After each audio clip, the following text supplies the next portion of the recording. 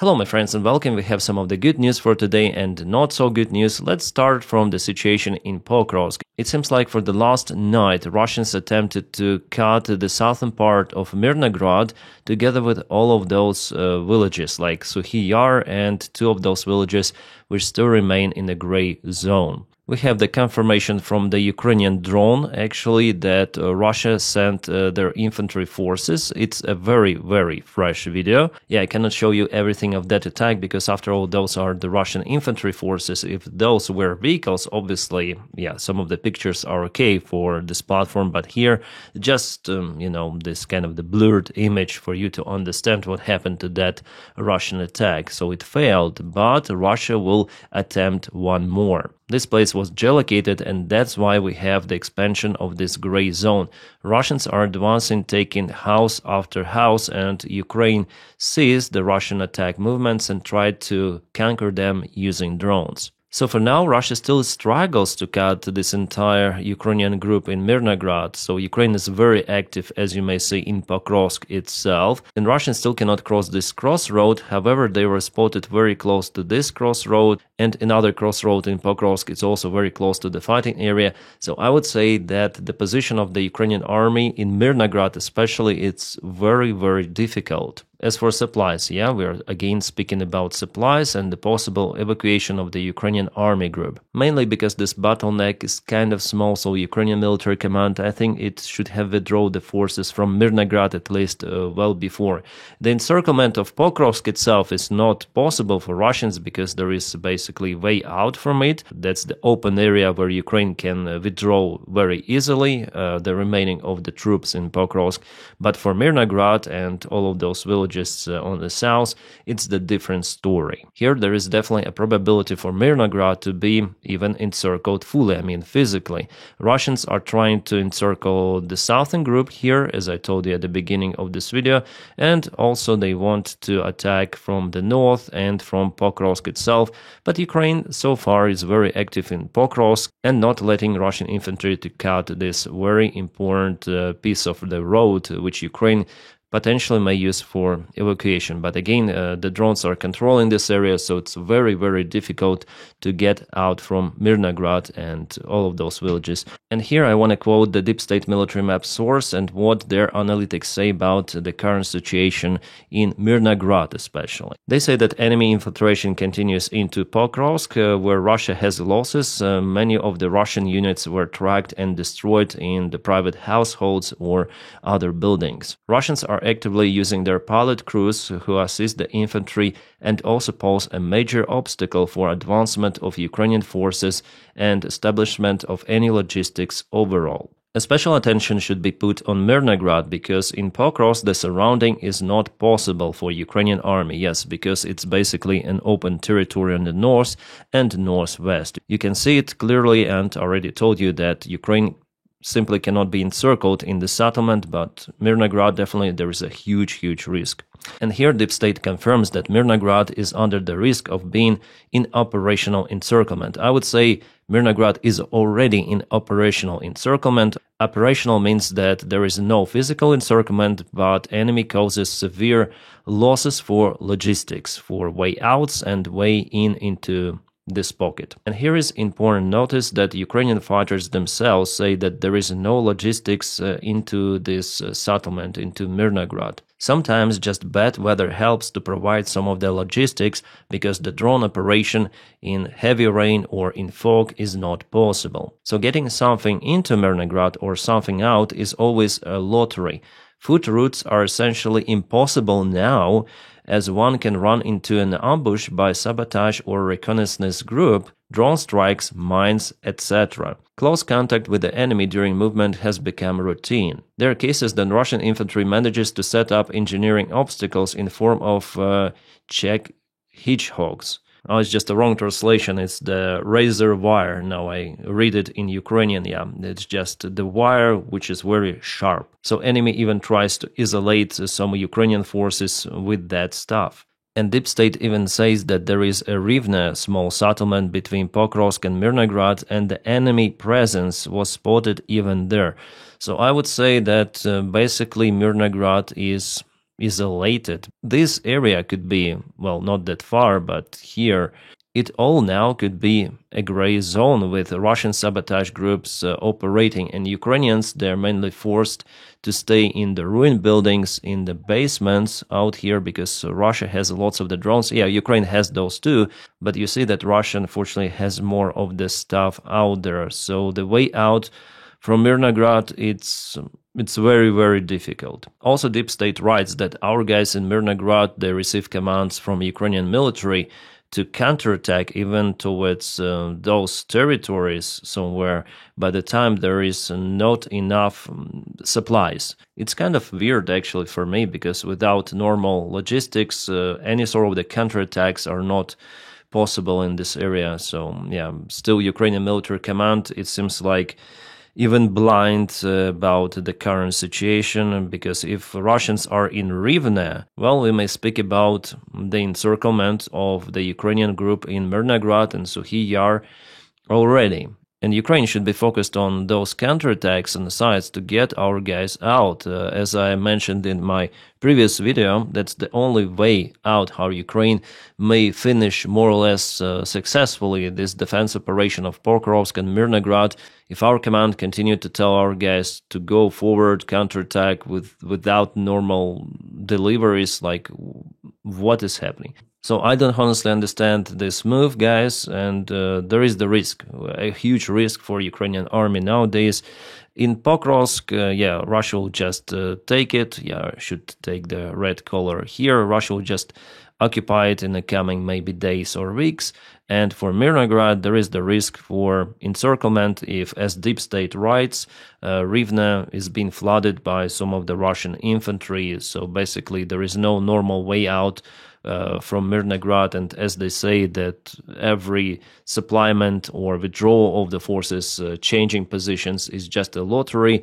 Yeah, the situation here is pretty much terrible. Well, hopefully Ukraine will come out with some of the solution here, but it's very, very risky, and Ukraine should have withdrawn, as I say to you, the forces from Myrnograd well before, not letting Russians to control the way out, and which is very, very tiny. Yeah, there is the chance for Ukraine to counterattack towards Krasny Liman still and withdraw the forces from Myrnograd, or as I say to you, counterattack to Pokrovsk and also to Krasny Liman. So this is very important settlement, Krasny Liman itself. And I just hope that our guys will survive it. There are no thousands of the Ukrainian troops out there, but hundreds could be definitely encircled, and it's the huge demotivation factor for entire Ukrainian society, for Ukrainian army, not even telling about the tragedy which those soldiers could potentially face, because we know a Russian attitude towards Ukrainian prisoners of war, and how in many of the cases Russians simply do not take prisoners of war,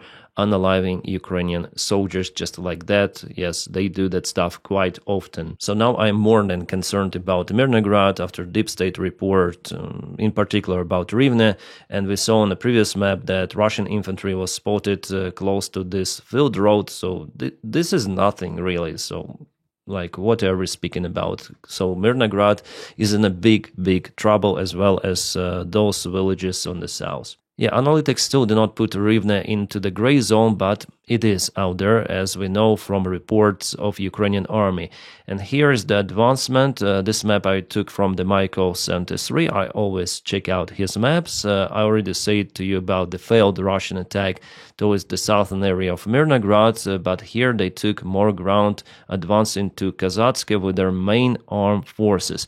And there is the risk of this kind of the attack also, and our guys could be trapped in the southern area of this pocket. And also we see that Russians continue to use aviation gliding bombs, and they have infiltration attempts right into Myrnograd from the east and northeastern side. And here I'm checking the Russian maps. They're not even saying about the encirclement of Pokrovsk and Myrnograd for now, and even for them, still Rivne is not in a gray zone. However, we have the reports of the Russian presence there.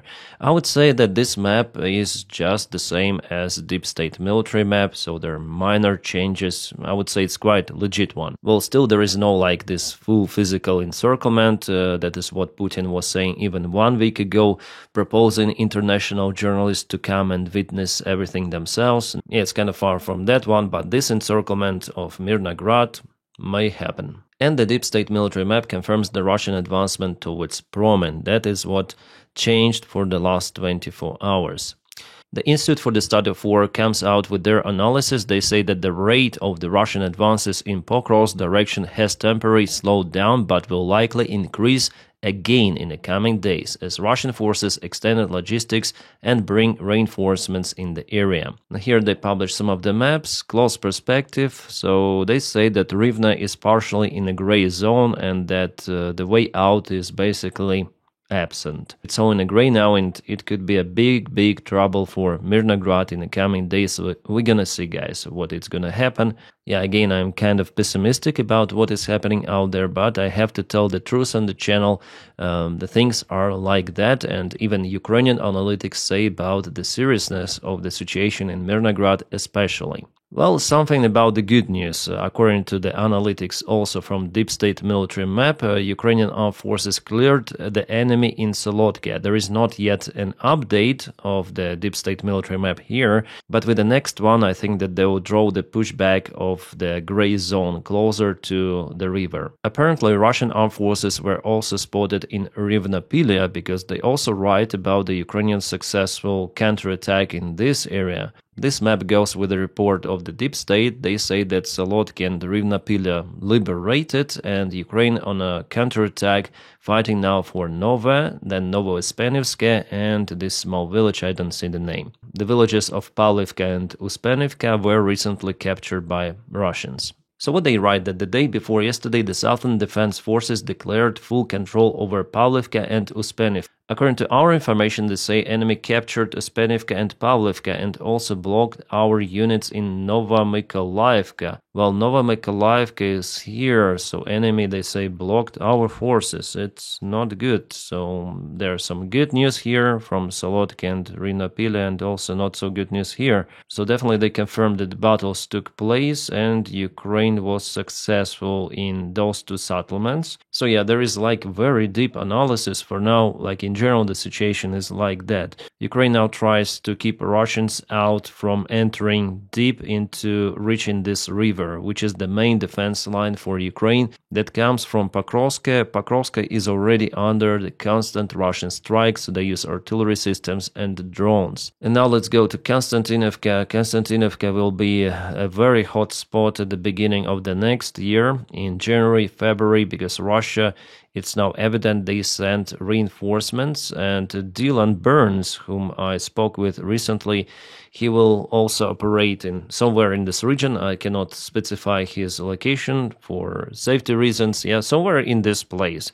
Well, he tells that Konstantinovka will be the hot spot in the coming even weeks. Well, here I am sure it's not going to be the same pocket as it is now in Myrnograd, because Ukraine has good logistics here and Russians are still struggling to advance from Chasiv Yar. The pocket is only possible if Russians are successful with Chasiv Yar, but here is kind of difficult terrain for them to advance to Konstantinovka from this area. So I guess that they will continue to push from the south, that's it. And here they advance already with their main forces. It was yesterday and it is today. They're very close to Pleshivka, which goes to Ivanopilia, and that goes to Konstantinovka itself. As for this entire group of Ukrainian towns and cities, Russia may only advance from the south, southeast and southwest if they're successful in Zoloty Kolodets and break through once again. So this kind of the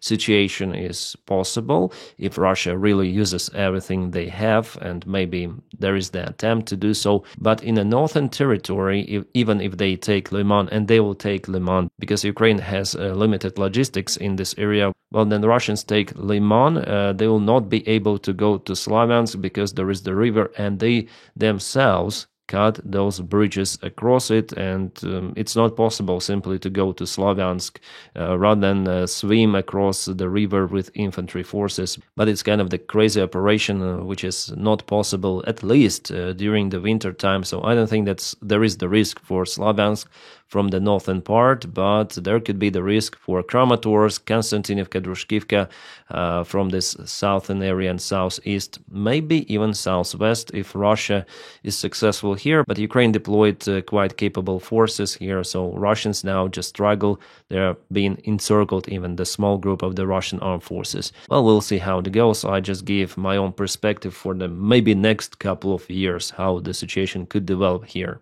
In Kupiansk, the situation is stable. Was there any advancement? No, Deep State doesn't show anything. There was a Ukrainian counterattack, which is shown, I guess, on map of Maiko 73.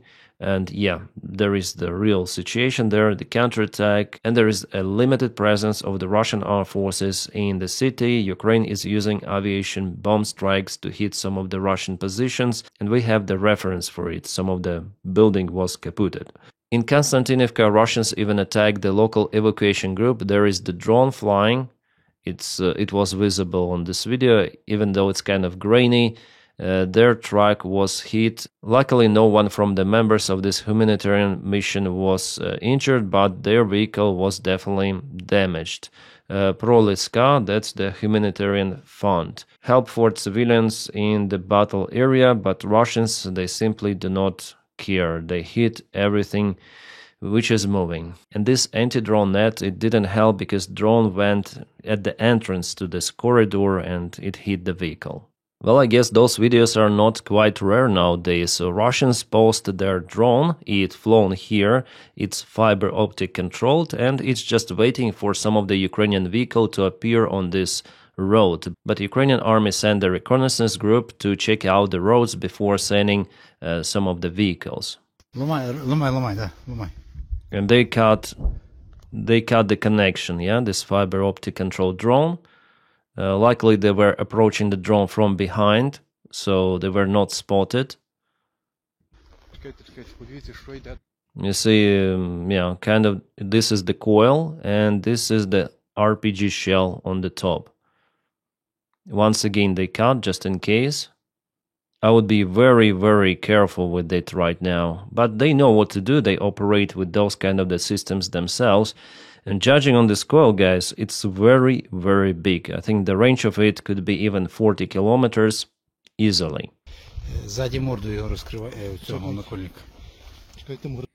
So those legs and kind of the big drone, 9 inches at least, maybe 10 inches, 12. From this perspective, it's hard to tell, but it's very huge and the camera is here. So the drone operator was pointing to that side. Our guys were approaching from behind. Probably they spotted the drone well before and they decided to isolate it from communication.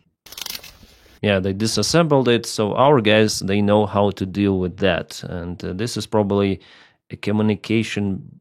Oh, this is the big battery, and this is the coil, and this is the shell on the top.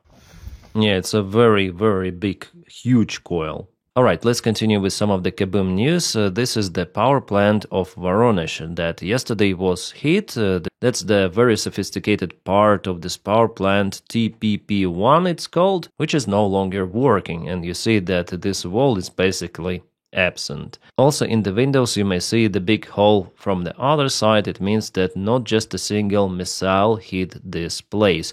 And yes, I am saying about missiles, probably Neptunes. It wasn't a drone strike, and judging on this huge damage, indeed it was caused by some of the big payload. Okay, Taganrog, Russia, something was hit. So far this video is very fresh. I'll try to figure out what it was. Well, as this source says, it's the substation. We also have this channel, it's called Supernova Plus. Well, it's the key substation of this region of Taganrog. It's called T25. Also, there are some of the saboteurs in Russia. For example, in Bashkortostan, they fired up some sort of the local electrical transformator, or how to call it. Locals also report about the kaboom happened in Korneva, that's the local substation. Meanwhile, Russia also hits Ukrainian energy infrastructure, and since Ukraine is way smaller compared to Russia, Yes, Ukraine struggles more with absence of energy. The last night there were multiple of the blackouts, and the Ukrainian energy company, the main one,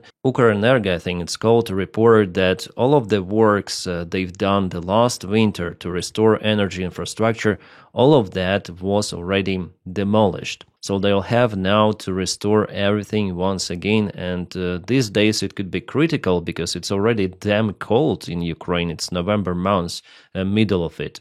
And in the coming days it's going to be even colder because winter is out there. It's coming. So Putin wants just to terrorize the Ukrainian population, Ukrainian people, to make life in Ukraine almost impossible. As well as Russians targeted the last night some of the nuclear substations. And those could be crucial because substations are needed to supply nuclear power plants, their cooling systems. What they're doing is just crazy. I mean, what Russia is doing here.